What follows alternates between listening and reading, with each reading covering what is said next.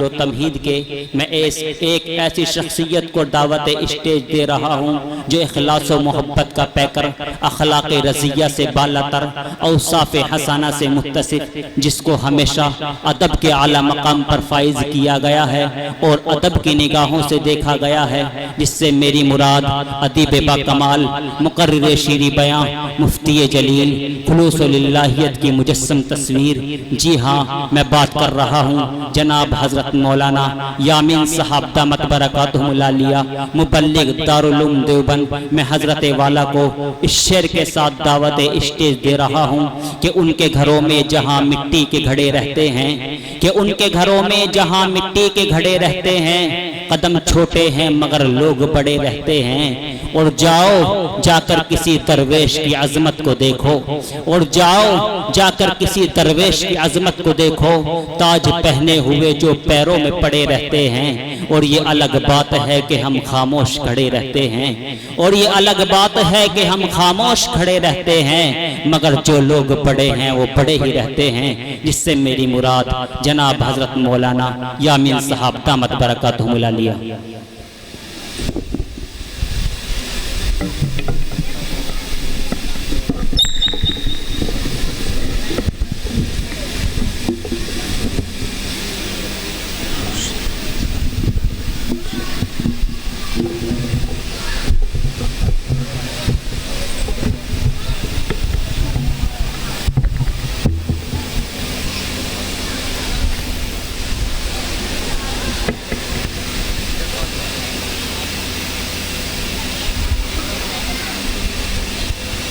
سب سے پہلے میں اپنے ان تمام بزرگوں سے اور اپنے بھائیوں سے گزارش کرنا چاہتا ہوں جو ادھر ادھر منتشر طریقے پر بیٹھے ہوئے ہیں، دینی مجلس کا یہ ادب اور احترام ہونا چاہیے کہ ہمیں جلسے میں کس طرح بیٹھنا ہے اس کی پوری رعایت کرنی چاہیے۔ اس لیے جو حضرات وہاں پر ہیں اگر تھوڑی سی ہمت کر لیں، گھر سے چل کر یہاں تک تشریف لائے، چند قدم اللہ کے راستے میں اور اٹھائیں تو اللہ پاک اس کا بہترین بدلہ بھی عطا فرمائے گا اور ہمارے جلسے کی شان بھی دو چند ہو جائے گی۔ میں پیچھے والے ادھر جو بیٹھے ہوئے ہیں ان سے درخواست، دائیں طرف والے خود بھی آئے، دوسرے اپنے برابر والے۔ بسم اللہ الرحمن الرحیم، الحمدللہ نحمدہ ونستعینہ ونستغفرہ ونؤمن بہ ونتوکل علیہ ونعوذ باللہ من شرور انفسنا ومن سیئات اعمالنا، من یہدہ اللہ فلا مضل لہ ومن يضلله فلا هادي له، ونشهد أن لا إله إلا الله وحده لا شريك له، ونشهد أن سيدنا ومولانا محمدا عبده ورسوله، صلى الله على خير خلقه سيدنا محمد وعلى آله وَأَصْحَابِهِ وَأَزْوَاجِهِ وَذُرِّيَّاتِهِ وَبَارَكَ وَسَلَّمَ تَسْلِيمًا كَثِيرًا كَثِيرًا۔ أما بعد فأعوذ بالله من الشيطان الرجيم، بسم الله الرحمن الرحيم، لا خير في كثير من نجواهم إلا من أمر بصدقة أو معروف أو إصلاح بين الناس، ومن يفعل ذلك ابتغاء مرضات الله فسوف نؤتيه أجرا عظيما، صدق اللہ العلی العظیم۔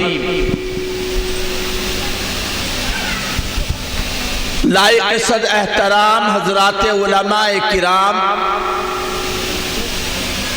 بزرگان محترم، معزز حاضرین، دینی بھائیوں اور عزیز دوستوں،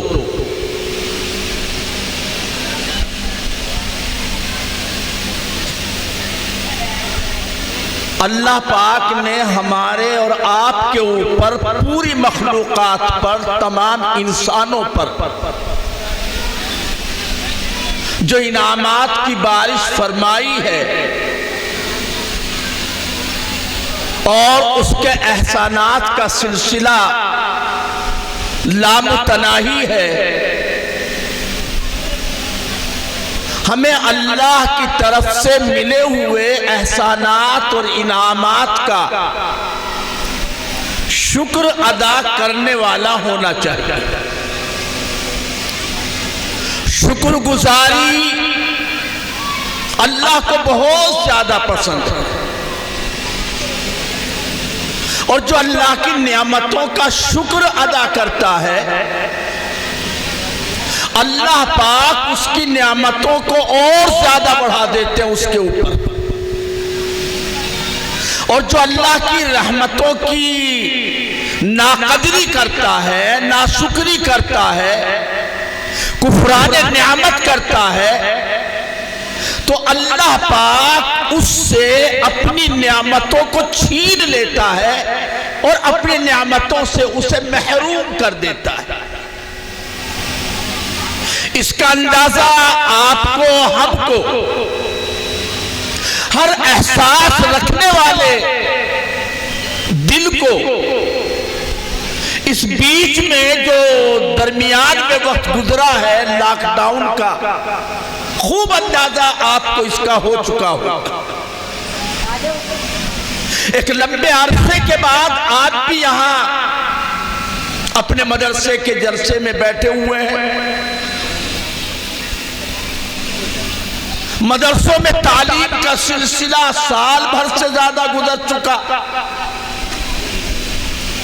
گزشتہ سال مکمل مدرسے تقریباً بند رہے۔ دارالعلوم دیوبند میں پورے سال کوئی تعلیم نہیں ہو سکی۔ اس سال بھی اب آ کر دارالعلوم میں تعلیم کا سلسلہ شروع ہوا ہے۔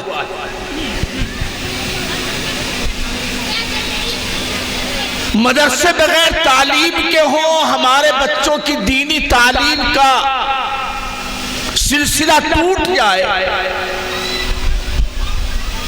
تو ظاہر سی بات ہے یہ بہت بڑے نقصان کی چیز ہے۔ لیکن ہمیں غور اس پر کرنا چاہیے کہ آخر یہ سب کچھ جو کچھ بھی سامنے آیا اور ہوا،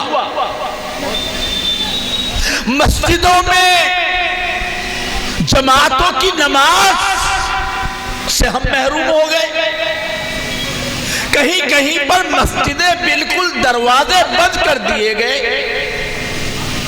عید کی نماز جو پورا گاؤں، پوری بستی، پورا شہر مل کر کسی ایک میدان میں عیدگاہ میں ادا کرتا تھا، وہ بھی نہیں ہو سکا۔ رمضان کے مبارک مہینے میں تراویح کی برکتیں، اس سے بھی ہم محروم ہو گئے۔ میں یہ بات کہنا چاہتا ہوں، جہاں اس کی مادی اعتبار سے، ظاہری اعتبار سے، سائنسی اعتبار سے، دنیا والوں کی عقل کے اعتبار سے، سوچ کے اعتبار سے اس کی بہت ساری وجہ ہو سکتی ہے، لیکن میں ایک بڑی وجہ سمجھتا ہوں کہ ہم سے اللہ کی نعمتوں کی قدر کرنے میں کہیں نہ کہیں قصور ہوا تھا، ہم سے ناقدری ہوئی ہے۔ مدارس کی، مساجد کی جس طرح قدر ہمیں کرنی چاہیے تھی، شاید اس طرح ہم نے مسجد اور مدرسوں کی قدر نہیں کی۔ جس طرح ہم کو دینی تعلیم کی، جماعت کی نصاب کی، جماعت کے ساتھ نماز پڑھنے کی عظمت ہمارے دلوں میں ہونی چاہیے تھی، شاید اس طرح کی عظمتوں سے ہمارے دل خالی ہو گئے، اللہ نے وہ ساری نعمتیں ہم سے چھین لی. ناشکری کے نتیجے میں، ناقدری کے نتیجے میں اللہ کی نعمتوں سے ہم محروم ہو گئے. مسجد کی جماعت کی نماز سے محروم ہو گئے. مدرسوں میں اپنے بچوں کی دینی تعلیم سے ہم محروم ہو گئے. عید کی نماز کی جمعیت سے ہم محروم ہو گئے. تراویح کی برکت سے ہم محروم ہو گئے. تبلیغی جماعت کی چرب پھرت سے ہم محروم ہو گئے. مرکز نظام الدین کے کام اور محنت سے ہم محروم ہو گئے. کس کی وجہ سے بھائی؟ لاک ڈاؤن ہی صحیح. آپ لاک ڈاؤن کہہ لو کہ لاک ڈاؤن کی وجہ سے، لیکن لاک ڈاؤن کی نوبت ہی کیوں آئی؟ ایسے حالات ہی کیوں بنے؟ یہ سب کچھ ہماری ناقدری کی وجہ سے ہوا. اللہ نے قرآن میں صاف فرمایا لَإِن شَكَرْتُمْ لَأَزِيدَنَّكُمْ وَلَإِن كَفَرْتُمْ إِنَّ عَذَابِي لَشَدِيدٌ. اگر تم شکر ادا کرو گے تو میں اور زیادہ بڑھا دوں گا، اور اگر تم ناشکری کرو گے تو میرا عذاب بڑا سخت ہے. اللہ کی نعمتیں گن سکتے ہو بھائی؟ اللہ کی نعمتوں کو شمار کر سکتے ہو؟ نہیں. وَإِن تَعُدُّوا نِعْمَةَ اللَّهِ لَا تُحْصُوهَا. اللہ کی اتنی بے شمار انگنت بے حساب نعمتیں ہیں، گننا چاہو تو گن نہیں سکتے. اللہ نے ہمیں انسان بنایا. اللہ نے ہماری ماں کے پیٹ میں پرورش کی. اللہ نے ہماری بھوک کے لیے ماں کی چھاتیوں میں دودھ اتارا. اللہ نے ہمیں چلنے کی طاقت دی، سوچنے کی صلاحیت دی. اللہ پاک نے دیکھنے کے لیے آنکھیں دی، سننے کے لیے کان دیے، بولنے کے لیے زبان دی، کرنے دھرنے کے لیے ہاتھ پاؤں دیے. ان تمام کی تمام نعمتوں کو اگر شمار کرنا چاہو ایک بال برابر، ہم اس کا شکر ادا نہیں کر سکتے. میں ایک بات آپ سے کہوں اور عرض کروں، آنکھ ایک نعمت ہے، ایک نہیں. بظاہر آنکھ کو ہم ایک نعمت سمجھتے ہیں، لیکن اگر غور کیا جائے اس ایک نعمت میں کتنی نعمتیں چھپی ہوئی ہیں، ذرا غور کیجئے. رات کے وقت اچانک کوئی آدمی نیند سے ہڑبڑا کر یا پیشاب کرنے کے ارادے سے اٹھا، گھر میں اندھیرا، لائٹ نہیں، روشنی نہیں، اور اس کا سر ستون سے ٹکرا گیا. اندھیرے میں سر ستون سے ٹکرایا، پیشانی پہ چوٹ لگی، ایک دم سے آہ نکل گئی. گھر والے بھی جاگ گئے. کیا ہوا بھائی؟ کہ ستون سے ٹکر لگ گئی، سر ٹکرا گیا، خون نکل آیا، پیشانی ٹوٹ گئی. سب سے پہلے آدمی کیا سوال کرتے؟ بھئییا آنکھ بھی بچ گئی؟ آنکھ بھی بچی کہ نہیں؟ اللہ کا شکر ہے آنکھ بچ گئی. کیوں بچ گئی بھائی؟ انسان کے جسم میں سب سے زیادہ نازک آنکھ ہے. پاؤں میں کانٹا لگ جائے، کنکر چل جائے، ننگے پاؤں پتھر پہ آدمی چل دے، برداشت کر لیتا ہے. اور اپنی آنکھ میں اپنی ہی پلک کا ٹوٹا ہوا بال گر جائے تو پریشانی ہو جاتی، جب تک نہ نکلے سکون نہیں ملتا.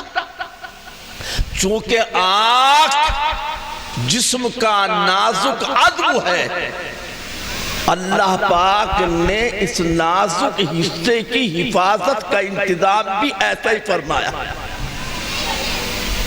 اللہ پاک نے آنکھ کو ناک کی طرح آگے نہیں رکھا، کان کی طرح منہ پہ نہیں لٹکایا. چونکہ آنکھ نازک ہے، بال کو بھی برداشت نہیں کرتی، ذرا سے ذرے کو بھی برداشت نہیں کرتی، پریشانی ہو جاتی ہے، تو اللہ پاک نے اس نازک حصے کی حفاظت کے لیے پہلے فریم بڑا مضبوط بنایا۔ انگلی پھیر کے دیکھو کتنی مضبوط ہڈی چاروں طرف، اس فریم کے اندر اس آنکھ کے ڈھیلے کو رکھا، اور پھر اس آنکھ کی حفاظت کے لیے اوپر نیچے دو پپوٹے بنائے۔ چونکہ آنکھ کھلی رہے تو نیند نہیں آتی، رات کو آدمی اگر یہ پپوٹا نہ ہوتا تو آنکھ تو ڈھیلا کھلا رہتا، اور کوئی بھی آتا مٹھی مٹی کی بھر کر کے پھینک کے چلا جاتا، صبح کو اندھے ہو کے اٹھتے۔ اللہ پاک نے آنکھ کے ڈھیلے پر اوپر نیچے دو پردے ایٹومیٹک، نیچے والا اوپر کو، اوپر والا نیچے کو آ کر دونوں مل جاتے، آنکھ کا ڈھیلا محفوظ ہو جاتا۔ اچھا دن میں تو آنکھ بند کر کے چلیں گے نہیں بھئیہ، آنکھ کھول کے چلیں گے، کھیت کا کام کرنا ہے، بازار میں جانا ہے، دکان پہ بیٹھنا ہے، ڈاکٹری کا کام کرنا ہے، جراحی کا کام کرنا ہے، کسی کو انجیکشن لگانا ہے، اگر یوں بند کر لیں گے تو کہیں سے کہیں لگ جائے گا، خراب ہو جائے گا۔ آنکھ تو کھلی رکھنی، دن میں آنکھ کھلی رکھیں گے، ہوا تیز چلی، آندھی چلی، طوفان آیا، ریت اڑی، تنکے اڑے، تو اللہ پاک نے آگے پردہ لگا دیا پلکوں کا جال۔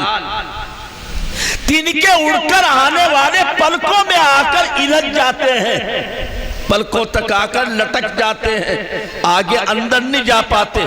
اللہ نے انتظام کیا، اور اوپر اللہ پاک نے چھجا بنا دیا، جیسے کہ مکان کے سامنے آپ چھجا نکالتے ہیں، اوپر کو چھجا نکال پر اس پر اللہ پاک نے خوبصورتی کے لیے یہ بھویں بنا دی تاکہ خوبصورت بھی لگے۔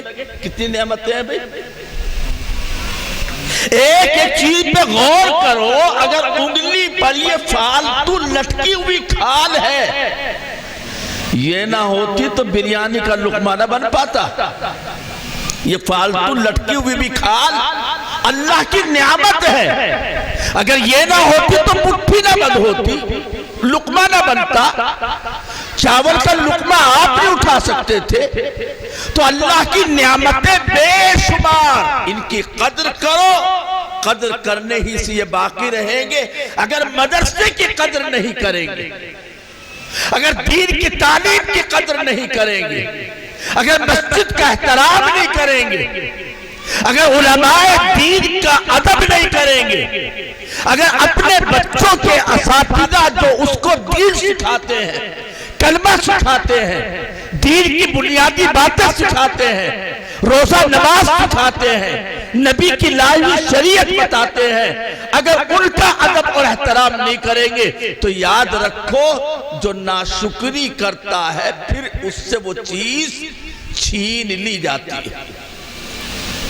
10,000 روپے کا کوئی موبائل ہے قیمتی، اب تو لاکھوں کے موبائل آتے ہیں، ایپل کا موبائل جو سنا لاکھ سے اوپر کا آتا ہے، آپ نے 10,000 کا صحیح اپنے بیٹے کو لا کر کے موبائل دیا، اس نے اس کی پروانی کی، ٹھیک طرح پر اس نے دیکھ بھال نہیں کی، تھوڑے دنوں میں اس کی اسکرین توڑ ڈالی، آگے آئندہ ابا 10,000 کا لا کے نہیں دیں گے، تیرے بس کا نہیں ہے چلانا، تو اس کی قدر نہیں کرتا، اس کی حفاظت نہیں کرتا، تجھے نہیں دیں گے اب یہ موبائل، اب تجھے تو 1,000-2,000 کا لا کر کے دیں گے۔ ابا بھی بیٹے سے اس طرح کا موبائل چھین لیتا ہے جو اس کی قدر نہیں کرتا، اس کی حفاظت نہیں کرتا۔ تو اللہ پاک جس نے یہ سب نعمتیں عطا فرمائی، مدرسے کی شکل میں، مسجد کی شکل میں، دین کی شکل میں، اولاد کی شکل میں، گھر مکان کی شکل میں، اپنی زندگی کے مختلف جو اسباب معیشت ہیں ان کی شکل میں، اگر اس پر ہم اللہ کا شکر نہیں ادا کریں گے تو اللہ جیسے دینے پر قادر ہے وہ لینے پر بھی قادر ہے۔ وہ دے سکتا ہے تو لے بھی سکتا ہے، وہ دینے والا ہے تو لینے والا بھی ہے۔ بلکہ یوں سمجھ لو دینے میں دیر لگتی ہے، لینے میں دیر نہیں لگتی۔ مکان بنانے میں دیر لگتی ہے، گرانے میں دیر نہیں لگتی۔ ایک انسان کے بچے کو بننے میں دیر لگتی ہے، 9 مہینے ماں کے پیٹ میں ہے، پھر آہستہ آہستہ گھٹنیوں چلتا ہے، گود میں رہتا ہے، تب کہیں جا کر کے وہ اپنے پیروں پر کھڑا ہوتا ہے۔ اس کو جوان بنتے بنتے دیر لگتی ہے، لیکن جاتے وقت میں، کھیل بگڑتے وقت میں دیر لگے۔ پتا چلا بھی بات ہو رہی تھی، ایک دم سے درد سا اٹھا، پیچھے وہ لیٹ گیا، کچھ بھی دیر نہیں لگی۔ مدرسہ بنانے میں دیر لگتی ہے، مسجد بنانے میں وقت لگتا ہے، کاروبار اٹھانے میں وقت لگتا ہے۔ اللہ پاک دینے والے ہیں، قدر کرو گے تو اللہ برکت دے گا، ترقی دے گا، زیادتی پیدا کر دے گا، اور اگر ناقدری کرو گے تو اللہ اس کو ہم سے چھین لے گا۔ اس لئے میرے محترم بزرگوں، ہمیں دین اللہ نے عطا فرمایا، اللہ نے ہمیں مسلمان بنایا، اللہ نے ہمیں اپنے آخری محبوب نبی، آخری پیغمبر کی امت میں پیدا فرمایا۔ اللہ پاک نے آج ہمیں دین کی باتیں بتانے والے عطا فرمائے۔ اللہ نے ہمیں موقع دیا دین کی باتیں سننے کا، کہ ہمارے گاؤں کے مدرسہ مدینۃ العلوم میں جلسہ، اللہ نے یہ موقع عطا فرمایا۔ یہ ساری چیزیں نعمت ہیں، ان کی قدر کر لو۔ ناقدری کر لو گے، جلسہ کرنا چاہو گے کرنے کو نہیں ملے گا۔ ناقدری کرو گے، جماعت سے نماز پڑھنا چاہو گے نہیں پڑھنے کو ملے گی۔ ناقدری کرو گے، مسجد میں جانا چاہو گے تو مسجد کا راستہ تمہیں نہیں دیا جائے گا، تم سے مسجدیں چھین لی جائیں گی۔ چھینے کیسے، چھینے کون، اسباب کیا بنے، اس تفصیل میں ہمیں نہیں جانا۔ میں نے آپ کو قرآن مجید کی شروع میں ایک آیت پڑھ کر کے سنائی۔ اصل مجھے چند ضروری باتیں اسی آیت کی روشنی میں آپ سے عرض کرنا ہے۔ میرے محترم بزرگوں، اللہ نے ہمیں یعنی مسلمانوں کو، ایمان والوں کو ایک ایسا دین دیا ہے، ایک ایسا نبی دیا ہے، ایک ایسا دستور دیا ہے کہ اس دین پر چلنے والے، اس دستور کو ماننے والے، اس نبی پر ایمان رکھنے والے دنیا میں کبھی بھی ناکام نہیں ہو سکتے، اور دنیا میں کبھی بھی ذلیل اور رسوا نہیں ہو سکتے۔ لیکن آج جب حال اپنا دیکھا جاتا ہے، امت کے حال پر نظر ڈالی جاتی ہے، مسلمانوں کی زندگی کا جائزہ لیا جاتا ہے، تو میں یہ کہہ سکتا ہوں اور آپ کے سامنے عرض کر رہا ہوں، اس وقت سب سے زیادہ بدحال، اس وقت سب سے زیادہ ناکارہ اور ناکام، اس وقت سب سے زیادہ تباہی، بربادی، ذلت اور رسوائی کا شکار آج مسلمان ہیں۔ مسلمان کسی بھی سطح پر، مسلمان کسی بھی جگہ، مسلمان کسی بھی لائن میں کسی اہمیت کا آج دنیا والوں کے نزدیک حامل نہیں ہے، گویا کہ مسلمان کی کہیں کوئی اہمیت نہیں، نہ ووٹ میں اہمیت ہے، نہ کاروبار میں اہمیت ہے، نہ شہری تمدن میں اس کی کوئی حیثیت ہے۔ رہے ٹھیک ہے، جائے تو ٹھیک ہے، کوئی فرق نہیں پڑتا اس کے رہنے نہ رہنے سے۔ آج یہ حالت مسلمان کی ہو چکی۔ آخر ایسا کیوں؟ میں 3 باتیں آپ سے عرض کروں گا جو ہماری تباہی، بربادی، ذلت، رسوائی، ناکامی اور طرح طرح کی خرابی کی جڑ اور بنیاد ہے، اور ان 3 باتوں میں سے خاص طریقے سے چند وہ باتیں جن کا تعلق ہم سے، ہمارے معاشرے سے، ہمارے رہن سہن سے، ہماری اپنی زندگیوں سے، ہماری اپنی زندگی کے کاموں سے، معاملات سے تعلق ہے، وہ خاص طریقے پر عرض کرنا چاہتا ہوں۔ سب سے پہلی بات، جس قوم کے اندر نا اتفاقی اور انتشار اور آپس میں اختلاف ہوتا ہے، وہ قوم کبھی کوئی کام نہیں کر سکتی۔ جس قوم کے اندر کسی بھی طرح کا اتفاق نہیں، کسی بھی شعبے میں اتفاق نہیں، جھگڑے ہیں، تنازع ہے، فساد ہے، لڑائی ہے، معمولی باتوں پر چھوٹے چھوٹے بچے کھیل میں لڑ پڑے، کبوتر باسی کو لے کر لڑائی ہو گئی، نالی کے اوپر لڑائی ہو گئی، کھیت میں ڈول کے اوپر لڑائی ہو گئی، اپنی ناک کی وجہ سے، انا کی وجہ سے، بڑائی کی وجہ سے، اپنی شان بنانے کی وجہ سے ایک دوسرے سے تو میں ہو گئی۔ اور پھر جب آپس میں بچوں کی لڑائی ہوتی ہے، بڑے بھی نکل آتے ہیں، بڑے نکل آتے تو لاٹھیاں بھی آ جاتی ہیں، کچھ اور بھی آ جاتا ہے، اور پھر آپس میں تھوڑا بہت لڑ بھڑنے کے بعد پھر یہ دونوں گروپ لڑنے والے تھانے میں پہنچ جاتے ہیں، کچہریوں میں چلے جاتے ہیں، ایک دوسرے کے خلاف ایف آئی آر درج کراتے ہیں، کیس کراس بن جائے اس کے لیے رشوت دیتے ہیں، جن کے نام آ جائے وہ اپنا نام لکھانے کے لیے کم سے بھی کم ایک آدمی 50,000 روپے سے کم میں تو بات نہیں بنتی۔ جس گاؤں میں، جس قوم میں ایسی مقدمے بازیاں، ایسے اختلافات، ایسی لڑائیاں، ایسے جھگڑے، ایسی خرافات، اور اس گاؤں کا، اس قوم کا لکھوں کا لاکھ روپیہ پانی کی طرح تھانوں میں رشوت کے طور پر، ہر فریق چاہتا ہے میں بچ جاؤں، یہ اندر چلا جائے، وہ بھی چاہتا ہے میں بچ جاؤں، اس کو سزا ہو جائے، اس کے لیے پیسہ پانی کی طرح بہاتے ہیں، دولت کا دہانہ کھول دیتے ہیں، قرضہ لیتے ہیں، سود پر لیتے ہیں، زمین بیچ دیتے ہیں، زیور گروی رکھ دیتے ہیں، پتہ نہیں کیا کیا کر لیتے ہیں، برسہ برس تک مقدمے بازی کرتے ہیں۔ جو قوم اپنی پسینے کی گاڑھی کمائی کو تھانوں میں، کچہریوں میں خرچ کر دیتی ہے، جس بستی سے 20-30 لاکھ روپیہ سالانہ تھانے کچہری کو چلا جاتا ہے، تو کیا وہ بستی، وہ قوم، وہ لوگ، وہ سماج کوئی دوسرا بڑا کام کر سکتے؟ کوئی اسکول بنا سکتے ہیں؟ کوئی مدرسہ قائم کر سکتے ہیں؟ کوئی بیماری کے لیے چھوٹا سا اسپتال، شفا خانہ بنا سکتے ہیں؟ کوئی اپنے گاؤں میں مریضوں کو لے جانے کے لیے ایمبولینس کا انتظام کر سکتے ہیں؟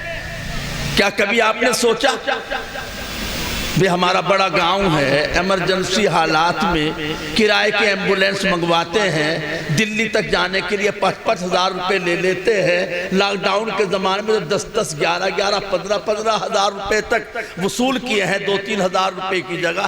کیا مسلمان دھولڑی کے مل کر کے ایک ایمبولینس اپنے یہاں نہیں کھڑی کر سکتے کہ تیل پر جائے گا اور ڈرائیور کا جو خرچہ ہوگا وہ دے دیا کرے گا؟ اور اگر کوئی بھی آپ کو لے جانے کے لیے تیار نہیں ہے، سب آپ سے نفرت کرتے ہیں، آپ کو دیکھنا بھی نہیں چاہتے، لاک ڈاؤن میں داڑھی والے کو دکان سے بہت دور کھڑا کر دیا گیا، وہیں سے کھڑے ہو کے بتلا دے کیا خریدنا ہے۔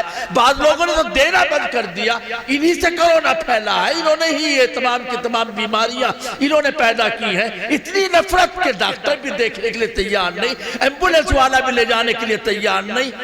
تو اگر اللہ نہ کرے کبھی ایسے حالات ہو گئے تو ایمرجنسی میں ہمارا مریض تو تڑپ تڑپ کر مر جائے گا، دوسرا کوئی نہیں ہوگا، کیا ہم اس کام کو نہیں کر سکتے بھئی؟ کیا ہم نے کبھی سوچا جس قوم میں آپس میں لڑائی جھگڑا ہو، اختلاف ہو، وہ قوم کبھی بھی رفاہی، فلاحی، عوامی، امدادی کاموں کو انجام نہیں دے سکتی، اس لیے کہ اس کا پیسہ تو اپنی انا کی خاطر تھانے پولیس میں جا رہا ہے، اب وہ کہاں سے لا کر کے خرچ کرے گی، کہاں سے پولیس خریدے گی، کہاں سے اپنے بچے کو اچھی اونچی تعلیم دلائے گی، کہاں سے اچھا اپنی لڑکیوں کے لیے الگ اسکول اور کالج بنائے گی، وہ تو نہیں بنا سکتی۔ نتیجہ کیا ہو رہا ہے؟ آج کے حالات اتنے زیادہ رلا دینے والے ہیں، آج کے حالات اتنے زیادہ نازک اور سنگین ہیں مسلمانوں، مائک پر کہتے ہوئے احتیاط کے خلاف بھی لگتا ہے۔ ہزار مسلمان بچیاں غیروں کے ساتھ جا چکی ہیں، آپ بھی جانتے ہوں گے، اخبار پڑھنے والے بھی جانتے ہوں گے، خبروں سے واقف حضرات، سوشل میڈیا پر رہنے والے حضرات خوب جانتے ہوں گے کہ آئے دن کیا ہو رہا ہے۔ مسلمان بچیاں غیروں کے ساتھ کیوں جا رہی ہیں؟ آخر ہمارا نوجوان کس طرح سے دوسروں کے جال میں پھنس رہا ہے؟ اس کی وجہ کیا ہے؟ وجہ ظاہر ہے، ہمارا اپنا بچیوں کے لیے کوئی اصلی تعلیم کا اسکول نہیں، ہمارا اپنا کوئی کالج نہیں، ہماری اپنی کوئی ایسی تعلیم گاہ نہیں جہاں ہماری اپنی بچیاں ہائیسٹ ایجوکیشن اور اونچی تعلیم حاصل کر سکے۔ مجبوراً ہماری بچیاں غیر اسکول میں جاتی ہیں، غیروں کے ساتھ جاتی ہیں، غیروں کے ساتھ رہتی ہیں، غیروں کے ساتھ بیٹھتی ہیں، غیروں کے ساتھ پکنک مناتی ہیں، غیروں کے ساتھ ہوٹل میں چائے پیتی ہے، غیر پڑھانے والے ہوتے ہیں، غیر کتابیں ہوتی ہیں، غیر کلاس روم ہوتی ہے، ان سے دوستی اور تعلق کے نتیجے میں پھر یہ بات سامنے آتی ہے جو آ رہی ہے۔ اس کا انتظام نہیں کرنا چاہیے بھائی، سوچنا نہیں چاہیے قوم کو، قوم کے ذمہ داروں کو احساس نہیں کرنا چاہیے؟ جبکہ سنو، قرآن اور حدیث میں دو مسلمانوں میں اگر کہیں جھگڑا ہو جائے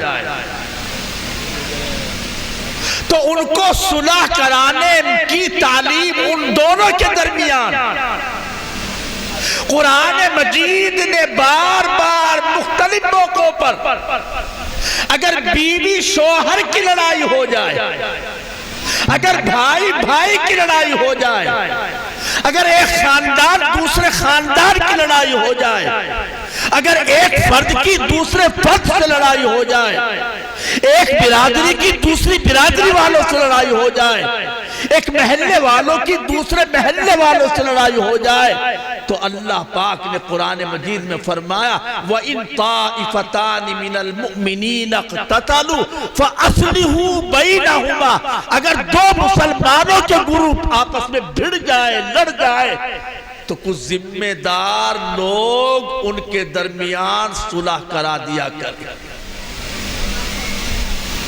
میرے آقا سرکار دو عالم صلی اللہ علیہ وسلم، آپ نے ارشاد فرمایا ایک موقع پر صحابہ کرام کے سامنے، الا اخبرکم بافضل الصیام والصلاۃ والصوم، کیا میں تمہیں نماز سے، روزے سے، صدقے سے افضل اور بہترین عمل نہ بتلا دوں؟ غور سے سنیے گا، حضور صحابہ سے پوچھ رہے ہیں میں تمہیں ایسی بہترین چیز جو نماز سے بھی بہتر، نماز سے بھی بہتر، روزے سے بھی بہتر، صدقہ دینے سے بھی زیادہ بہتر عمل ہے، کام ہے، عبادت ہے، کیا وہ میں نہ بتلا دوں تم کو؟ صحابہ نے عرض کیا قالوا بلا یا رسول اللہ، کیوں نہیں اللہ کے رسول، آپ فرمائیے نماز سے بھی بڑھ کر، روزے سے بھی بڑھ کر، صدقے سے بھی بڑھ کر کون سا عمل ہو سکتا ہے، کون سی عبادت ہو سکتی ہے؟ آپ نے فرمایا اصلاح ذات البین، نماز سے مراد یہاں پر نفل نماز ہے، روزے سے مراد نفل روزہ ہے، صدقے سے مراد نفل صدقہ ہے، یعنی اشراق کی، چاشت کی، اوابین کی، تہجد کی کسی بھی نفل نماز کے پڑھنے سے زیادہ بہتر دو مسلمانوں کے درمیان صلح کرانا۔ ہم نے تو تہجد کی نیت باندھ لی، گھر میں لڑکا اور بہو لڑ رہے، نہیں تہجد کی نماز مت پڑھ، افضل یہ ہے ان کا معاملہ سلجھا۔ دو بھائیوں کے درمیان صلح کرانا نفل نماز بھی پڑھنے سے بہتر، نفل روزہ رکھنے سے بھی زیادہ بہتر، نفل صدقہ کرنے سے بھی زیادہ افضل دو بھائیوں کے درمیان صلح کرانا۔ حضور پاک صلی اللہ علیہ وسلم ایک مرتبہ ایک قبیلہ ہے بنی عوف کا قبیلہ، خاندان بنی عوف، پتا چلا آپ کو کہ وہاں کچھ آپس میں تو میں ہو گئی، آپس میں کچھ لڑائی ہو گئی۔ اللہ کے رسول صلی اللہ علیہ وسلم نے اپنے بعد صحابہ سے فرمایا آؤ میرے ساتھ چلو تاکہ ان کے درمیان ہم صلح کرا دیں۔ آپ چلے گئے، تشریف لے گئے۔ صلح کرانے میں کئی کئی باتیں لمبی بھی ہو جاتی ہیں، بہت کچھ کرنا پڑتا ہے، کبھی اس کو منانا، کبھی اس سے بات کرنا، کبھی اس کی خوشامد، کبھی اس کے ساتھ بات چیت۔ ادھر نماز کا وقت ہو گیا، مسجد نبوی میں ایک نماز پڑھنے پر 50,000 نمازوں کا ثواب ملتا ہے۔ حضور ہے، صحابہ مسجد نبوی میں انتظار کر رہے ہیں، نماز کا وقت ہو گیا، بار بار پیچھے مڑ کے دیکھ رہے ہیں، اللہ کے رسول نہیں آئے، اب بھی نہیں آئے، اب بھی نہیں آئے، وقت گزرتا چلا گیا۔ آخر کار حضرت بلال رضی اللہ عنہ نے حضرت ابو بکر صدیق رضی اللہ عنہ سے فرمایا کہ آپ ہی نماز پڑھا دو، حضور تو پتہ نہیں کہاں رہ گئے، آپ تو آئے نہیں، نماز میں کیوں دیر کی جائے۔ حضرت صدیق اکبر رضی اللہ عنہ امامت کے مصلی پر پہنچ گئے، آپ نے نماز پڑھائی، بیچ میں حضور پاک صلی اللہ علیہ وسلم بھی تشریف لے گئے، تشریف لے آئے اور آپ مسبوق ہو گئے، شروع کی آپ کی کچھ رکعتیں چھوٹ گئی، بعد میں آپ نے پوری کر لی، لیکن پوری کرنے کے بعد آپ نے کھڑے ہو کر کے لوگوں سے بتلایا کہ اصل میں مجھے آنے میں دیر اس لیے ہوئی ہے کہ فلاں خاندان میں کچھ آپس میں لڑائی جھگڑا ہو گیا تھا، میں ان کے درمیان صلح کرانے گیا۔ کیا بات سمجھ میں آئی؟ اگر دو مسلمانوں کے درمیان صلح کرانے میں جماعت کی نماز چھوٹ جائے، اللہ کے رسول صلی اللہ علیہ وسلم کو معلوم ہے نماز کا وقت ہو چکا ہے، آپ کو معلوم ہے صحابہ مسجد میں انتظار کر رہے ہیں، لیکن اس کے باوجود جب تک ان کے درمیان آپ نے صلح نہیں کرا دی، آپ وہاں سے ہٹ کر مسجد تشریف نہیں لائے۔ یہ واقعہ بخاری شریف وغیرہ کی حدیث کی کتابوں کے اندر موجود ہے۔ آپس میں صلح کرانے کی کتنی بڑی اہمیت۔ حضرت ام کلثوم رضی اللہ تعالی عنہ ارشاد فرماتی ہے کہ آقا صلی اللہ علیہ وسلم نے ارشاد فرمایا کہ وہ آدمی جھوٹا نہیں، سن لیجئے گا، لیس الکذاب، وہ آدمی جھوٹا نہیں جو 3 موقعوں پر جھوٹ بولے تب بھی جھوٹا نہیں۔ جھوٹ بولنا کتنا بڑا گناہ ہے بھائی؟ گناہ کبیرہ ہے، اور جھوٹ بولنا اتنا بڑا گناہ ہے جیسے غیر اللہ کی عبادت کرنا۔ قرآن میں ہے فَجْتَنِبُوا الرِّجْسَ مِنَ الْأَوْثَانِ وَجْتَنِبُوا قَوْلَ الزُّورِ، بتوں کی پوجا سے بچو اور جھوٹ بات کہنے سے بچو۔ گویا جتنا بڑا گناہ بتوں کی مورتیوں کی پوجا کرنا ہے اتنا ہی بڑا گناہ جھوٹ بولنا بھی ہے۔ لیکن 3 موقع ایسے ہیں اللہ کے رسول فرماتے ہیں کہ ان 3 موقعوں پر جھوٹ بولنے والا اللہ کے نزدیک جھوٹوں میں شمار نہیں کیا جائے گا۔ پہلا کون سا آدمی؟ جو آدمی جھوٹ بول کر 2 ٹوٹے ہوئے دلوں کو جوڑنے کی کوشش کرے۔ مثال کے طور پر 2 مسلمان بھائیوں میں لڑائی ہے۔ یہ صاحب پہنچے ایک صاحب کے پاس، جا کر کے کہا بھئی حاجی صاحب ملے تھے آج تو بڑا افسوس کر رہے تھے، کہہ رہے تھے کہ بس کیا بتا دے بچوں نے کچھ الٹی سیدھی باتیں کر دی، میں تو بڑا شرمندہ ہوں۔ اور حاجی صاحب آپ کو سلام کہہ رہے تھے، مجھ سے کہا تھا ادھر جانا تو میرا سلام کہنا۔ حالانکہ حاجی صاحب نے کچھ نہیں کہا تھا، اور اگر کہا بھی تھا تو خوب عیب نکالے تھے، مخالفت کی تھی، برائیاں کی تھی، غیبت کی تھی، چغلی کی تھی۔ لیکن یہ بیچ والا آدمی یہ ساری باتیں جا کے نہیں بتاتا کہ حاجی صاحب گالی دے رہے تھے، حاجی صاحب جھوٹا کہہ رہے تھے، حاجی صاحب تجھے بے ایمان بتا رہے تھے، حاجی صاحب تجھے گندا بتا رہے تھے، حاجی صاحب تیری یہ برائیاں کر رہے تھے۔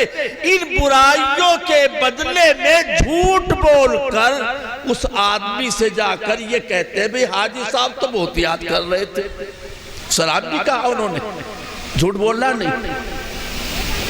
ادھر پھر حاجی صاحب کے پاس جا کر بھی حاجی صاحب آج ادھر محلے میں چلا گیا تھا، اتفاق سے ڈاکٹر کے ہاں گیا تو وہ بھی مل گئے وہیں بیٹھے ہوئے، کہہ رہے تھے بھی حاجی صاحب بڑے آدمی ہیں، حاجی بھی ہم تو ویسے ہی حاجی بھی نہیں ہیں، ہم سے گستاخی ہو گئی حاجی صاحب کی ساتھ، ہمیں ایسا نہیں کہنا چاہیے تھا، بہت شرمندگی ہو رہی، موقع ملے گا تو میں کس دن جا کے معافی مانگوں گا۔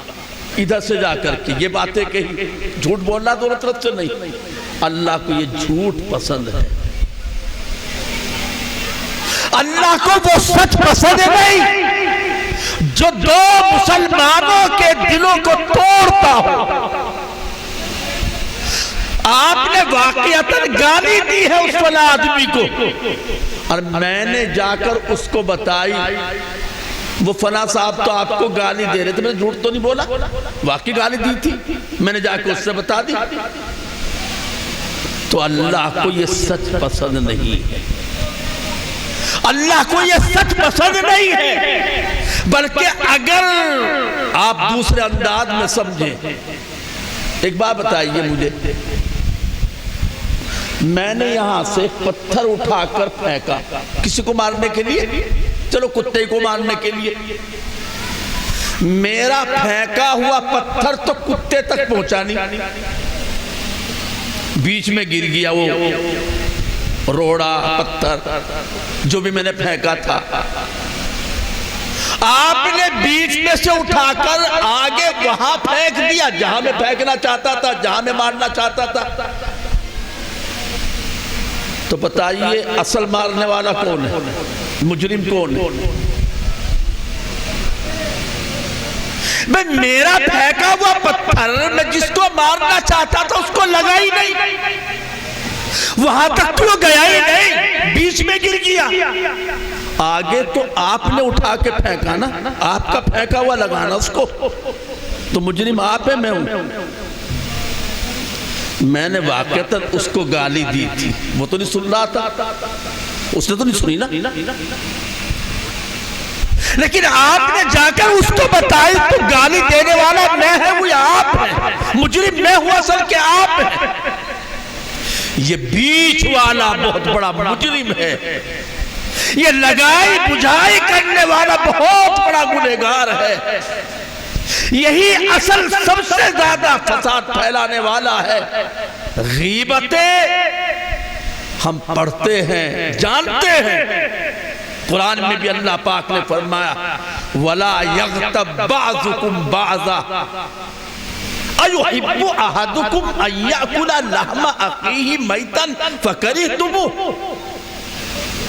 آج کا ہمارا معاشرہ غیبتوں کا بازار گرم رہتا ہے، جہاں دو آدمی ملتے ہیں، بیٹھتے ہیں، بات چیت کرتے ہیں تو تیسرے کی کھچائی شروع کر دیتے ہیں، تیسرے کے عیب گنانے لگتے ہیں، تیسرے کی برائیاں کرنے لگتے ہیں، پیٹ پیچھے اس میں کیڑے نکالنے لگتے ہیں، وہ ایسا ہے، وہ فلاں ایسا ہے، وہ ایسا ہے، وہ یوں کرتا ہے، وہ یہ کرتا ہے۔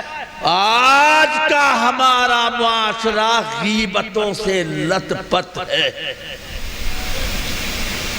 حتیٰ کہ مجھے آپ معاف کریں، مقتدی امام کو نہیں بخشتے، مسجد سے نکلتے دروازہ پار نہیں کرتے اور ملتے کہنے یار یہ امام صاحب تو بڑا گڑبڑ آدمی، یار نماز تو پڑھے، ہم اس کے پیچھے کیا کریں، مجبوری سی ہے، لیکن آدمی بڑھیا نہیں، کام شروع کر دیا۔ غیبت کسی کی بھی ہو، اللہ کیا فرماتا ہے اور آقا کیا فرماتے ہیں؟ آقا فرماتے ہیں غیبت کرنا الغیبت اشد من الزنا، بدکاری زناکاری کرنے سے زیادہ سخت بات غیبت کرنا ہے۔ بدکاری کوئی کر لے، پتہ چلے کہ زنا کرنے والا آدمی ہے، آپ اس کو اچھی نگاہ سے دیکھو گے، بھائی اچھی نظر سے دیکھو گے، اچھا سمجھو گے، بدکار ہے، ریپسٹ ہے، بلاٹکاری ہے، بات بھی کرنا شریف آدمی گوارا نہیں کرے گا، اور یہ غیبت کرنے والا آقا فرماتے زناکار سے بڑا مجرم یہ غیبت کرنے والا ہے، الغیبت اشد من الزنا۔ اور اللہ کیا فرماتے ہیں کہ تم آپس میں ایک دوسرے کی غیبت نہ کیا کرو، وَلَا يَغْتَبْ بَعْضُكُمْ بَعْضًا، فرمایا أَيُحِبُّ أَحَدُكُمْ أَن يَأْكُلَ لَحْمَ أَخِيهِ مَيْتًا فَكَرِهْتُمُوهُ، کیا تم میں سے کوئی آدمی یہ پسند کرے گا، یہ چاہے گا کہ اپنے مرے ہوئے بھائی کا گوشت نوچ کر کھائے؟ ہے کوئی بھئی ہم میں سے ایسا کہ اس کے بھائی کا جنازہ سامنے رکھا ہے، مردہ سامنے رکھا ہے، میت ہے، بھائی کی ہے، اس سے کہا جائے کہ تم ایک چمچ لے کر، چاقو لے کر، چوری لے کر، کاٹ کاٹ کر، نوچ نوچ کر اس کے ٹکڑے ٹکڑے کر کے اس کا گوشت کھاؤ؟ ارے کھانا تو دور کی بات، کہنے والے کے زبان کھینچ لیں گے، جو اس طرح کی بات کرے گا پسند نہیں کریں گے۔ اللہ فرماتا ہے یہ غیبت کرنا اپنے مردہ بھائی کے گوشت کھانے جیسا ہے، فَقَرِئْتُمُوهُ، جس طرح تم اپنے بھائی مردہ بھائی کے گوشت کھانے کو ناپسند کرتے ہو، اسی طرح غیبت کرنے کو بھی ناپسند کرو۔ ہمارا سماج، ہمارا معاشرہ برباد ہے آپس میں جو غیبتوں کا بازار گرم ہے، غیبتیں رات دن، ساس بہو کی کر رہی، بہو اپنے شوہر کے سامنے ساس سسر کی کر رہی، گھر کا سکون تباہ اور برباد مقتدی امام کی کر رہے، امام صاحب مقتدیوں کی کھال کھینچ رہے، استاد بچوں کی کر رہا ہے، بچے استاد کی کر رہے۔ غیبت بہت بڑا گناہ بھی ہے، اور غیبت معاشرے کے لیے تباہی کا سب سے بڑا ذریعہ اور سبب بھی ہے۔ جس گھر میں غیبتیں شروع ہوتی، لگائی بجھائی، ایک قصہ سن لیجئے۔ ایک صاحب اپنے غلام کو بیچنے کے لیے بازار میں لایا، کوئی خریدار بھی آ گیا، خریدنے والا ضرورت مند، اس غلام کے مالک نے کہا دیکھو بھیا میرا جو غلام ہے بہت بڑھیا ہے، اس میں کوئی کمی نہیں، بس اس میں ایک کمی ہے تھوڑی سی، یہ ادھر کی بات ادھر کرتا ہے، بس کیا کمی ہے اس میں؟ ادھر سنی ادھر بتا دی، ادھر سنی ادھر بتا دی، لگائی بجائی ادھر کی ادھر، بس یہ کمی ہے، باقی کام کرنے میں سست نہیں، ایماندار ہے، کام چور نہیں، کوئی بھی خرابی اس میں نہیں، بس یہ عیب ہے تھوڑا سا۔ خریدنے والے سے تو چھوٹی معمولی سی بات ہے، اس عیب کو تو ہم کور کر لیں گے، کنٹرول کر لیں گے، ٹھیک ہے ہم خرید لیتے ہیں، خرید لیا۔ غلام کو خرید کر گھر لے گئے، اس کی تو عادت تھی ادھر کی ادھر کرنے کی، لگائے بجائے کرنے کی، تو اس مالک کی گھر والی سے کہا کچھ پتہ بھی ہے، کچھ پتہ بھی ہے تجھے؟ کہنے کیا بات ہوئی؟ کہنے تمہارے جو شوہر میرے مالک ہیں نا، یہ رات کو 10 بجے آتے ہیں، یہ دکان پہ نہیں رہتے، ان کا تعلق کہیں غلط جگہ بھی ہے، اسی لیے دیر سے آتے ہیں۔ کہنے لگا اچھا، ادھر تو بیوی سے یہ بات کہی، ادھر شوہر سے جا کے کہا میاں صبح نکلتے ہو رات کے 10 بجے آتے ہو، پتہ بھی ہے تمہیں دن بھر تمہاری بیوی کیا گل چھرے اڑاتی ہے؟ کہنے کیا؟ کہنے پتہ نہیں کون کون آتا ہے دن میں یہاں ملنے کے لیے تمہاری بیوی سے۔ اب بیوی بھی خفا شوہر سے، شوہر بھی ناراض اپنی بیوی سے۔ اب عورتیں بیچاری وہمی بہت ہوتی ہیں، جہاں یہ بات بتلائی اس کو کہ تمہارا شوہر کہیں الگ جگہ بھی جاتا آتا ہے، عورت نے پوچھ لیا، کہنے لگے بھئیہ کچھ تعویذ گنڈا بھی آوے تجھے، دم درود سکھا دے کچھ، میرا شوہر وہاں سے جانا ہٹ جائے۔ کہنے لگے وہ تو ہے، کچھ نہیں زیادہ لمبا چھوڑا نہیں، میں تو اس کا ماہر ہوں، بڑا عامل ہوں، ایک کام کرنا ہے تمہیں بس، آج رات کو جب تمہارا شوہر سو جائے تو اس کی داڑھی کے 2-3 بال تم کاٹ کے لے آنا، بس وہ بال پڑھ کے دوں گا، دم کر کے دوں گا، تمہارا شوہر تمہاری مٹھی میں آ جائے گا، پھر کہیں نہیں جائے وائے گا۔ ادھر جا کر کے شوہر سے اس نے کہہ دیا بچ کے رہنا ہوشیار، آج خطرہ ہے، گھر والی کچھ تیرے خلاف کرنے والی ہے، پتہ چل گیا اس کو، ہو سکے مطلب تیرا کام ہی تمام کر دے، اور میری بات پہ یقین نہ ہو تو سونا مت، سونے جیسا بن کے لیٹ جانا۔ چنانچہ مالک آئے، شام کو آنکھ بند کر کر لیٹ گئے، تھوڑے سے خراٹی بھی لینے شروع کر دیے بناوٹی قسم کے۔ گھر والی نے دیکھا کہ تو سو چکے، اس طرح لائی نکال کے اور قریب آئی داڑھی کے بال 2-3 کاٹنے کے لیے، اس لیے کہ عورتوں کو تو بتا دو کہ تمہارا شوہر تمہاری مٹھی میں آ جائے گا، چاہے کچھ بھی کروا لو اس سے، کالا بکرا منگوا لو، سفید بکرا منگوا لو، کسی پیر پہ چڑھوا لو، مرغے کتنے سارے منگوا لو، قبرستان میں رات کو 12 بجے بھجوا دو تو وہاں بھی چلی جائے گی۔ اپنے بڑی وہمی ہوتی ہے، اور بعض لوگ تو اتنے اندھے ہوتے کہ اپنی اولاد تک کو ذبح کر ڈالتے ہیں۔ تانترک قسم کے لوگ کروا دیتے ہیں کہ تم کسی کا بچہ لا کر کے اس طرح سے اس کا خون چڑھا دو، فلاں جگہ کے اوپر تمہارا یہ کام بن جائے گا، تو کسی کے بچے کو اٹھا کر یہ تک بھی کر ڈالتے، تو اس کو تو سجا دیا گیا تھا۔ چنانچہ وہ عورت اس طرح لے کر جب گردن کے قریب آئے، سو تو رہا سے پورا یقین آ گیا، اس نے اس سے اس طرح چھینا اور چھین کر کے اسی عورت کو قتل کر دیا۔ عورت کو قتل کر دیا، سسرال والوں کو پتہ چلا، اس عورت کے میکے والوں کو، اس کے بھائی وائی تاؤ چچا والے سب آگے لاٹھی ڈنڈے لے کے انہوں نے اس کو مار دیا، بہنوئی کو اپنے۔ جب بہنوئی کے خاندان والوں کو پتہ چلا، وہ اس خاندان والوں پر چڑھ دوڑے اور دونوں گاؤں آپس میں بھیڑ گئے اور دونوں تباہ ہو گئے۔ کتنی سی بات تھی، کتنی سی برائی تھی اس میں، ادھر کی ادھر پر اور کوئی عیب نہیں۔ ایسے ہی معاملہ کہنے لگے کچھ نہیں ہوا، کچھ بس اس کا دل رک گیا، نہ ہاتھ ٹوٹا، ٹھیک ٹھاک ہے، باقی ناک بھی آنکھ بھی کان بھی، بس اس کا دل نہیں چلنا، ویسے سب ٹھیک۔ ارے دل نہیں چلنا تو خاک بچے تو گیا کام سے۔ ایسے ہی معاملہ کے ساتھ کوئی برائی نہیں، بس اتنی سی برائی ہے، لگائی بجھائی کرتا ہے۔ لگائی بجھائی خاندان کو برباد کر دیتے ہیں، قوم کو برباد کر دیتے ہیں، معاشرے کو برباد کر دیتے ہیں، اداروں کو برباد کر دیتے ہیں، ہمارے کسی بھی کام کارخانے فیکٹری کو بند کر دیتے ہیں۔ اللہ کے واسطے اس سے بچو۔ سب سے بڑا بگاڑ، تباہی اور بربادی ہمارے آپس کے اختلافات ہیں۔ اسی لئے قرآن میں فرمایا، جو آیت میں نے پڑھی، اللہ فرماتے ہیں لا خیر فی کثیر من نجوا، فرمایا یہ جو کھڑے ہو کر سنیے، ذرا سنیے میری بات، کان میں چپکے جو کانا پھوسی کر رہے، جو سرگوشیاں کر رہے، کہیں میٹنگ چل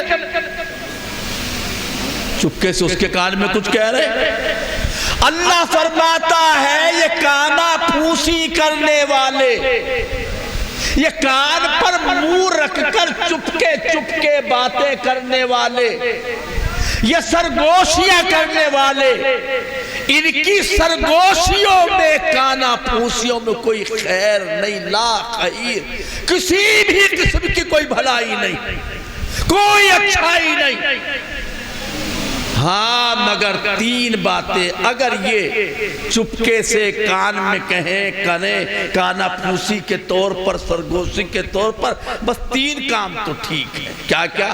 اِلَّا مَنْ أَمَرَ بِصَدَقَةٍ، بھئیہ جلسہ ہو رہا ہے مدرسے کا، اللہ نے یار خوب، اب کے تو بہت کمایا تم نے دکانداری میں، دے دو نا 1000 2000 روپے، کیا فرق پڑتا ہے؟ چپکے سے کان میں کسی کہہ دیا، یہ کام اچھا ہے، یہ کانا پھوسی بری نہیں۔ صدقے کا مطلب یہ نہیں کہ پیسے ہی دلوائے جائے، بلکہ یہ بھی صدقہ ہے اگر کسی کو اچھی بات بتا دی جائے، یہ بھی صدقہ ہے کسی کو یہ بات کہہ دی جائے کہ تم فلاں کی بات مان لو، بڑے ہیں تمہارے، یہ بھی صدقہ ہے۔ کسی کو اچھی بات بتانا بھی صدقہ ہے، پیسے خرچ کرنا بھی صدقہ ہے، کسی راہ بھٹکے ہوئے کو راستہ بتانا صدقہ ہے، کسی اندھے کا ہاتھ پکڑ کر راستے پہ لگا دینا صدقہ ہے، کسی کو اس کے گھر کا پتہ جہاں وہ جانا چاہتا ہے بتا دینا، یہ بھی صدقہ ہے، پیسے مدرسے میں دے دینا، یہ بھی صدقہ ہے۔ اگر کوئی چپکے سے کسی کے کان میں یہ بات کہے، یار کیا فرق پڑتا ہے، اللہ نے تجھے بہت نوازا ہے، 10-5 ہزار روپے تو دے ہی سکتا ہے، یار دے دے چل، اللہ کا نام لے، کوئی فرق نہیں پڑا کرتا، اللہ بہت دے گا، اس طرح کسی کو سمجھا دیا، ایک تو یہ اچھی بات، یہ کانا پھوسی ٹھیک۔ فرمایا اسی طرح او معروف، یہ اچھی بات چپکے سے کسی کے کان میں کہہ دینا، یہ بھی کانا پھوسی اچھی چیز ہے۔ او اصلاح بین الناس، یہ لوگوں کے درمیان صلح کرانا، لوگوں کے درمیان صلح و صفائی کرانا، یہ صلح و صفائی میں کانا پھوسی کرنی پڑتی ہے۔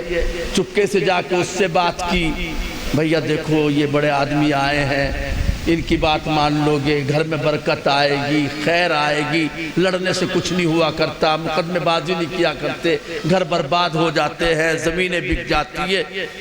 تو اگر صلح کرانے کے لیے کانا پھوسی کی تو خیر ہے، بھلائی ہے، ان تین کاموں کے علاوہ کہیں پر بھی کان پہ منہ رکھ کر جو رات دن ہم کرتے رہتے، مانیے نا بالکل بھی، بڑا راز ہے اس میں، تجھے نہیں پتا،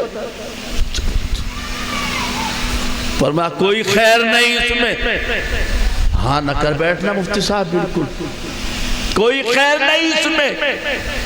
جتنی بھی کانا پھوسیاں لوگ کرتے ہیں، سرگوشیاں کرتے ہیں، چپکے باتیں کرتے ہیں، کان پر منہ رکھ کے باتیں کرتے ہیں، اللہ فرماتا ہے کوئی خیر نہیں، بھلائی نہیں، اچھائی نہیں، مگر ہاں جو تین کام کریں، وہ حکم کریں صدقے کا، حکم کریں اچھی نیک بات کا، حکم کریں لوگوں کے درمیان صلح کرانے کا، اور یہ سب کچھ اپنی ریاکاری کے، اپنی شہرت کے، اپنا نام اونچا ہو جائے اس کے لیے نہیں، صرف اللہ کی رضامندی تلاش کرنے کے لیے اللہ کے لیے کرے، تو اللہ فرماتا ہے فَسَوْفَ نُؤْتِيهِ أَجْرًا عَظِيمًا، ہم اس کو بہت بڑا اپنے یہاں اجر عطا فرمائیں گے۔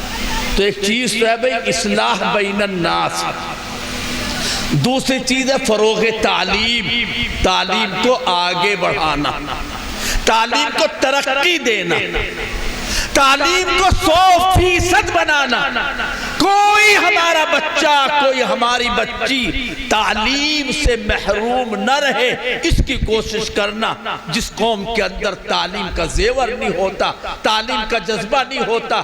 آج کا زمانہ ایجوکیشن وار کا زمانہ ہے، آج کا زمانہ تعلیم کے مقابلے کا زمانہ ہے، اور مسلمانوں کو تو سب سے پہلی وہی تعلیم سے شروع ہوتی ہے، تعلیم کی تاکید کی جاتی ہے۔ میں بات کو لمبی نہیں کرنا چاہتا، وقت بھی ہو گیا اور دیگر ہمارے بڑے اکابر علماء بھی تشریف لے آئے۔ میں ایک بات چھوٹی سی یہ کہنا چاہتا ہوں، غزوہ بدر جس میں 313 صحابہ کرام تھے، اللہ کے رسول موجود تھے، مقابلے پر 1000 کے قریب کافروں کا لشکر تھا۔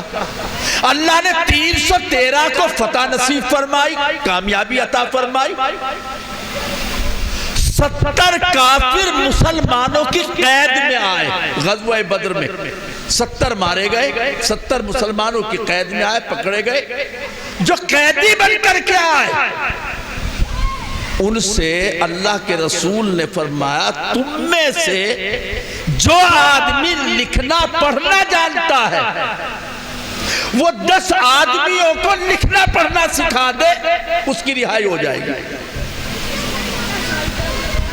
تعلیم کی اتنی بڑی اہمیت، جو قیدی ہیں، قیدیوں کی سزا، قیدیوں کی رہائی کا بدلہ اور معاوضہ، اللہ کے رسول نے یہ طے فرمایا کہ جو تم میں پڑھا لکھا ہے وہ ہمارے 10 آدمیوں کو پڑھا دے، لکھنا سکھا دے، چھوڑ دیں گے۔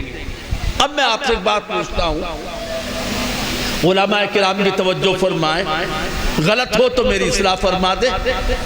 یہ جو 70 کافر مسلمانوں کی قید میں تھے، جن کو اللہ کے رسول یہ فرما رہے تھے تم پڑھا دو، تمہاری چھٹی، تمہیں رہائی، یہ قرآن پڑھانے والے تھے۔ بتاؤ بھئی، یہ تو کافر تھے، یہ تو مسلمانوں کے دشمن تھے، یہ تو نبی کے دشمن تھے، نبی کی تعلیم کے دشمن تھے، نبی پر اترنے والی وحی کے دشمن تھے، اور اللہ کے رسول ان کو پڑھانے کے لیے کہہ رہے ہیں۔ قرآن پڑھاتے، بخاری پڑھاتے، ترمذی پڑھاتے، مسلم پڑھاتے، کیا پڑھاتے ہیں؟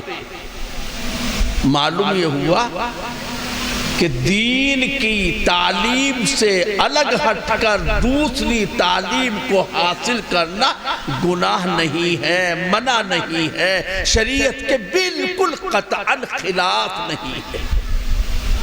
اپنے بچوں کو تعلیم سے آراستہ کرو، تعلیم کے زیور سے انہیں سنوارو۔ ماشاءاللہ یہ ہمارا مدرسہ مدینۃ العلوم، بارہا میں آ چکا ہوں، پہلے اسٹیج ادھر لگتا تھا، اب کہ شاید پتہ نہیں ادھر بدل دیا کہ لوگوں میں بھی تبدیلی آئے گی، مگر ہمارے دھولڑی والوں میں کوئی زیادہ تبدیلی نہیں آئے۔ جب یہاں اسٹیج ہوتا تھا تب برآمدے میں بیٹھتے تھے، پیڑوں کے نیچے بیٹھتے تھے، ادھر آ گیا تو جلسے کے اسٹیج میں تو تبدیلی آئی، مگر ہمارے بیٹھنے کے انداز میں تبدیلی بالکل نہیں آئی۔ ابھی دھولڑی کے لوگ ہیں، آنے بھی نہیں چاہیے، دھولڑی والے رہنے چاہیے۔ تو یہ مدرسہ پرانا مدرسہ ہے، مجھے معلوم ہوا کہ ماشاءاللہ تعلیم کے اعتبار سے کافی ترقی ہو رہی ہے، حفظ کے کئی درجے قائم ہو گئے ہیں، عربی فارسی کی بھی تعلیم شروع کرنے کا ذمہ داروں کا ارادہ ہو رہا ہے۔ تو آپ اپنے اس ادارے کو آگے بڑھائیں اور دینی تعلیم کے ساتھ ساتھ عصری تعلیم، اسکول والی تعلیم، ہندی، انگریزی، میتھ کی تعلیم، اس کو بھی اپنے نصاب کا لازمی حصہ بنائیے۔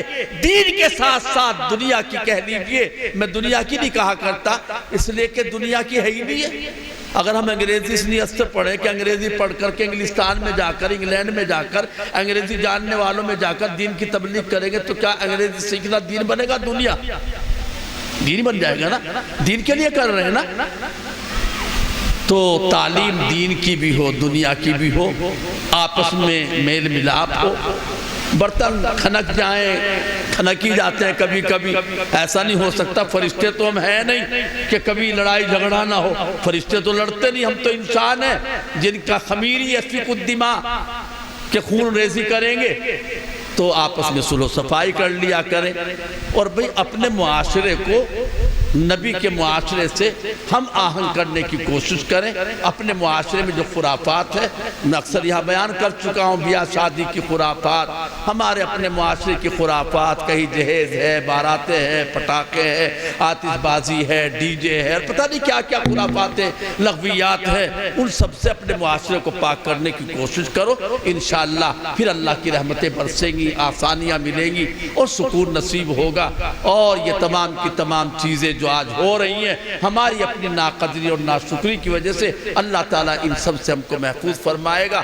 آپ دعا بھی کریں اللہ تعالیٰ اس وبائی مرض سے پوری دنیا کی حفاظت فرمائے، اللہ تعالیٰ ہمارے مدرسوں اور مسجدوں کی پہلی سی رونق کو بحال فرمائے، اور اس دوران کرونا کے بیچ میں جتنے ہمارے لوگ دنیا سے چلے گئے، ہمارے اکابر علماء، ہمارے گھر والے، رشتہ دار، ہمارے ماں باپ، ملنے جلنے والے، اللہ تعالیٰ سب کی مغفرت فرمائے، سب کے درجے بلند فرمائے، اور جو بیمار ہیں اللہ ان سب کو شفا نصیب فرمائے، اور ہمارے اس ادارے کو اللہ تعالیٰ ہر طرح کی ترقیات سے والا مال فرمائے، تعلیمی اعتبار سے بھی اللہ اس کو آگے بڑھائے، اور تعمیری اعتبار سے بھی اللہ اس کو خوشنما بنائے، اور ہمارے اپنے پورے اسٹاف میں، منتظمین میں اور معلمین میں اور یہاں کے متعلمین میں، سب میں آپس میں محبتیں اور ایک دوسرے کا ساتھ لگ کر کے کام کو آگے بڑھانے کی اللہ تعالیٰ توفیق نصیب فرمائے۔